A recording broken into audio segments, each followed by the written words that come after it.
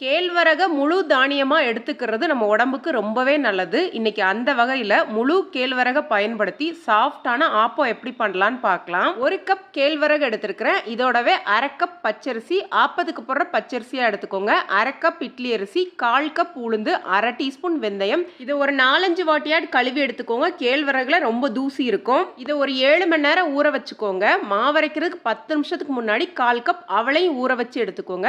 இப்போ ஊற வச்சிருக்க கேழ்வரகு அவல் எல்லாத்தையும் நல்லா மிக்சியில் போட்டு அரைச்சி எடுத்ததுக்கு அப்புறமா தேவையான அளவு உப்பு சேர்த்து இதை புளிக்க வச்சு எடுத்துடலாம். இது கொஞ்சம் சீக்கிரமா புளிச்சிரும். 5லேருந்து 6 மணி நேரத்தில் நல்லா புளிச்சு வந்துடும். இந்த அளவு நல்லா புளிச்சு வந்ததுக்கு அப்புறமா நல்லா கலந்து விட்டுக்கிட்டு தேவைப்பட்டா தண்ணி கலந்துட்டு நீங்க ஆப்பம் ஊற்ற ஆரம்பிச்சிடலாம்.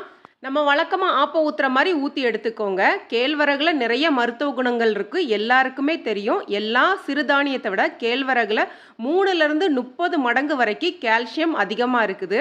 இது தவிர இதில் ஏகப்பட்ட சத்துக்களும் இருக்குது. கேழ்வரகு ஆப்பம் சூப்பராக தயாராகிடுச்சு. சாஃப்டாக ரொம்ப டேஸ்டியாக இருக்கும். இதோட சேர்த்து சாப்பிட்றதுக்கு உடச்சி ஊற்றின முட்டை வெள்ளை குருமா ரொம்ப நல்லாயிருக்கும். கண்டிப்பாக ட்ரை பண்ணி பாருங்கள். நன்றி, வணக்கம்.